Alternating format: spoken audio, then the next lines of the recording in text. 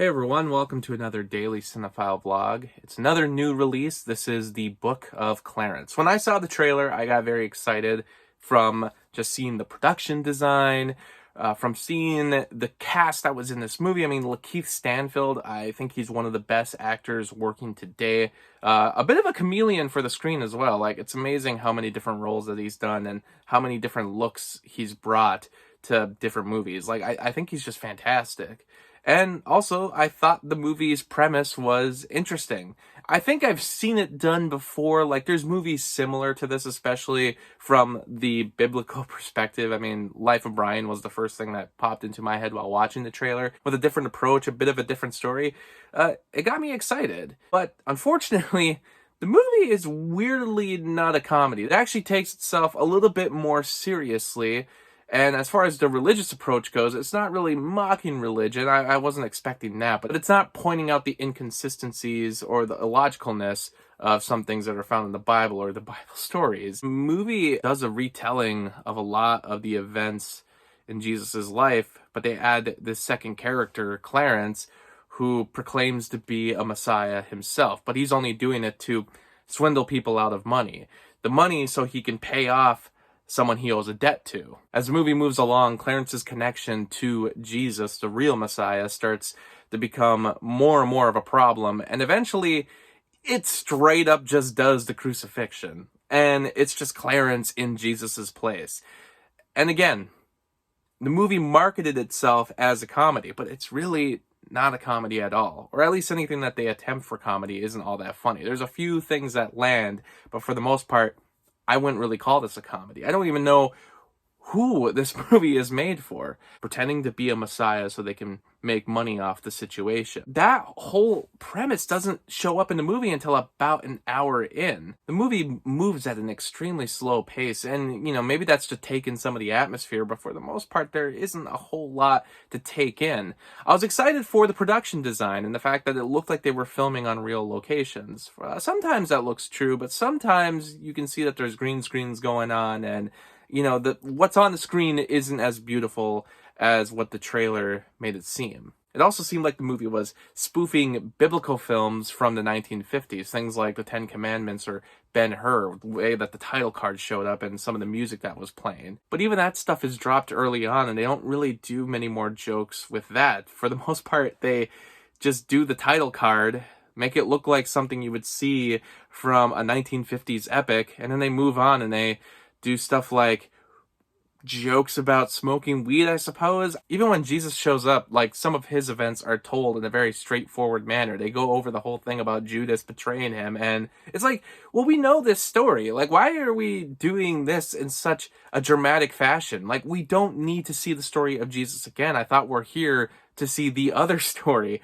At one point, there's a scene where the Romans arrest Clarence and his friends, and then there's some unwarranted brutality. And I thought that this was supposed to be an analogy to police brutality going on nowadays. But again, was this the movie? Was this the original intention of it? The Romans showed up only once or twice before, and then they show up during this scene. And I suppose the scene can be powerful, but at the same time, when did this become the movie? This was not the movie, and these are characters that we don't really know all that well. Why is this happening now? Things start to get so dramatic and serious at the end that I actually questioned if it was just a PureFlix film that somehow was taken over by a different director. I know the director also did The Harder They Fall. I have not seen that movie.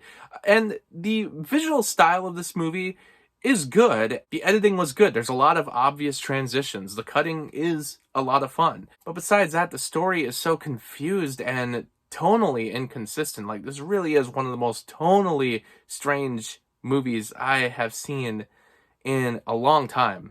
There's even some jokes that, like, I thought were funny, but they didn't necessarily land. For instance, you got Benedict Cumberbatch in this film. When I first heard he was in the movie, I was fully expecting him to be Jesus, a white Jesus in the Middle East.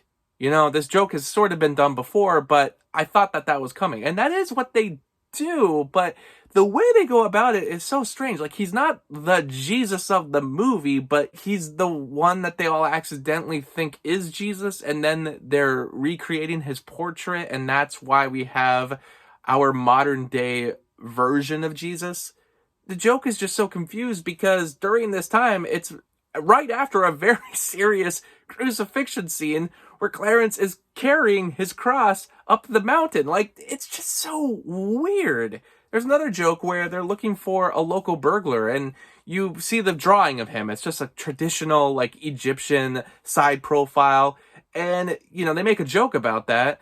And then about an hour later, you see a guy dressed exactly like the drawing stealing from someone's house. But I just don't know if that joke works because you made no other reference to this guy for the rest of the movie. I don't even know how many people would remember that scene from earlier. The only time I thought the humor and the tone and possibly what the movie was going for all came together nicely when Alfre Woodard showed up as Mary. That scene was great because it challenged Clarence on his preconceived notions on Jesus being the Messiah.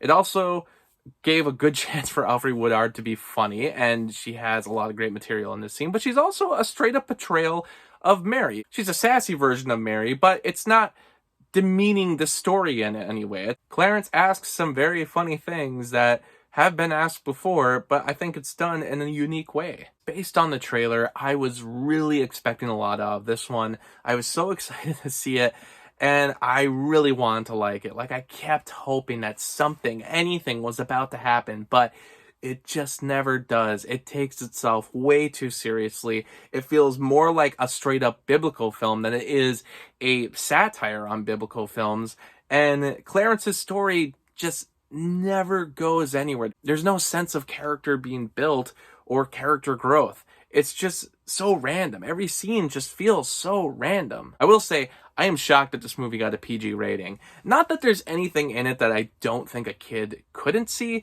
It's more that I'm surprised that this MPAA gave this movie a PG rating for some of the stuff that's in it. If you see it, you'll know what I'm talking about, but it did shock me. I give the movie 2 out of 5 stars. Lakeith Stanfield's great in it. I still like the production design, even though it wasn't nearly as lavish as I was expecting it to be. But other than that, I just couldn't get anything out of this one. And I really have no wish to return to it. But if you see something in this movie that I missed, please let me know in the comments. And thanks for watching.